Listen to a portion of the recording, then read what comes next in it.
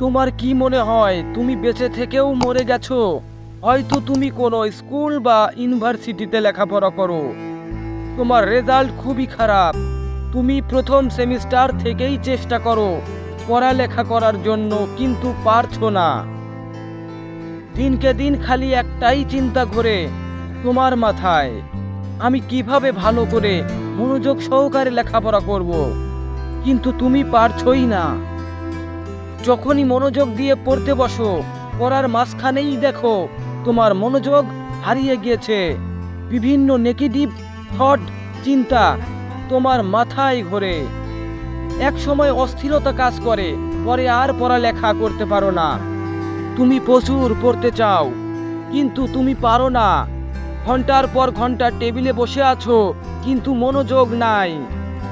অতীত কিংবা ভবিষ্যতের কথা ভাবো, না হলে আগের কোনো তিক্ত অভিজ্ঞতার কথা মনে পড়ে ভয়ের সৃষ্টি হয়। সন্দেহ জাগে কাজটা করতে পারবো কিনা। তুমি খুবই দুশ্চিন্তা করো, আসলে করতে চাও না, এমনিতেই চলে আসে। ফলে তুমি অস্থিরতায় ভুগতে থাকো। চারপাশের কারোর সাথে তোমার তেমন সম্পর্ক নাই, তুমি একা থাকো সব সময়।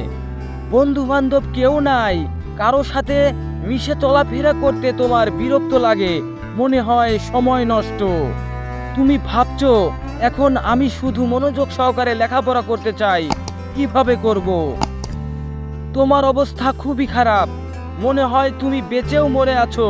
এই পৃথিবীতে কেন এসেছো তুমি নিজেও জানো না। মাঝে মাঝে মরে যাওয়ার চিন্তাও তোমার মাথায় আসে। যদি এরকম চিন্তা তোমার হয়ে থাকে, তাহলে এই ভিডিওটি তোমার জন্য খুবই গুরুত্বপূর্ণ, তাই ভিডিওটি সম্পূর্ণ দেখার অনুরোধ রইল। তুমি পড়াশোনা করতে চাও খুবই মনোযোগ সহকারে, টেবিলে ঘন্টার পর ঘন্টা ব্যয় করে।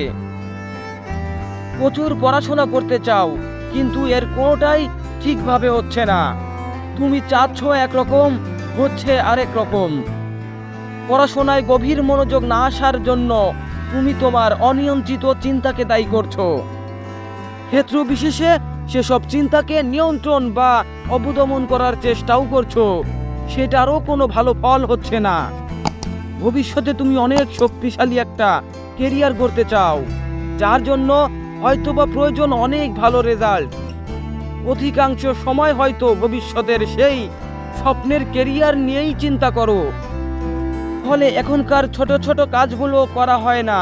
তোমার ভবিষ্যৎ লক্ষ্য, তার জন্য প্রয়োজনীয় যোগ্যতা আর সেই যোগ্যতা অর্জনের জন্য দৈনন্দিন যা করণীয়, এই বিষয়গুলো নিয়ে তোমার অস্পষ্টতা আছে। এগুলো তুমি যত পরিষ্কার হতে পারবে, ততই বাস্তবসম্মত সিদ্ধান্ত নিতে পারবে। ফলে কাজে বা পড়াশোনায় প্রয়োজনীয় মনোযোগ দিতে পারবে। যদি তোমার পড়ার মাঝে বিভিন্ন নেতিবাচক চিন্তা মাথায় আসে, সেক্ষেত্রে তুমি একটি চিন্তার জার্নাল তৈরি করতে পারো, যেখানে তোমার এই চিন্তাগুলো লিখতে পারো।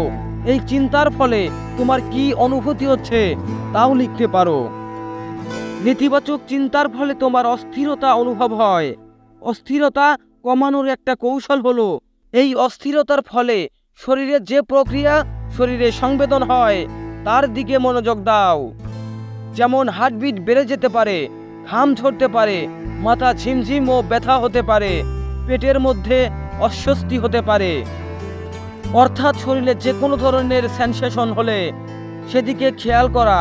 এতে ধীরে ধীরে তোমার অস্থিরতা কমে যাবে এবং নেতিবাচক চিন্তা থেকে মনোযোগ সরে আসবে। তুমি পড়তে বসলেই অতীত অথবা ভবিষ্যৎ নিয়ে চিন্তিত থাকো, বর্তমান মুহূর্তে তুমি থাকতে পারছো না। মাইন্ডফুলনেস চর্চার মাধ্যমে তুমি মনকে কিছুটা শান্ত করে বর্তমানে ধরে রাখতে পারো। বিভিন্ন উপায়ে মাইন্ডফুলনেস চর্চা করা যেতে পারে। একটি পদ্ধতি হতে পারে, পড়তে বসার আগে তোমার রুমের কোনো শব্দ একাগ্রচিত্তে শোনো। তোমার বন্ধু বা অন্য কারোর সাথে মিশতে বিরক্ত লাগে, পড়াশোনাকে বেশি গুরুত্ব দিতে গিয়ে সামাজিক সম্পর্কগুলোকে সময় নষ্ট বলে মনে করছো। একই সাথে আবার পড়ায় মনোযোগও দিতে পারছো না। বন্ধুবান্ধব এবং সামাজিক কর্মকাণ্ডে অংশগ্রহণ ব্যক্তির মানসিক স্বাস্থ্যের সুস্থতার জন্য দারুণ কার্যকরী। এছাড়াও তুমি খেলাধুলা বা শারীরিক পরিশ্রম হয় এমন কোনো ব্যায়াম করে দেখতে পারো। শুধু চিন্তা দিয়ে চিন্তা দূর করা যায় না, অনেক সময় শরীরের যত্নের মাধ্যমে মনকে সবল করা যায়। তুমি সকল বাধা, ভয়, জড়তা এবং হতাশা কাটিয়ে কাঙ্ক্ষিত লক্ষ্যের দিকে এগিয়ে যাও। তোমার জন্য শুভকামনা রইল। ভালো বলো, ভালো শোনো আর ভালো দেখতে চ্যানেলটি সাবস্ক্রাইব করে পাশে থাকো। ধন্যবাদ।